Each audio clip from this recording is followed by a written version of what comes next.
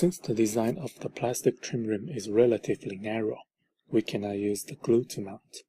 If we try to use the glue to mount, the glue will spill over from the side because there is too much, and will make the poor appearance. However, if we use less glue, it cannot mount together effectively. Therefore, we use the ultrasound to mount the grill.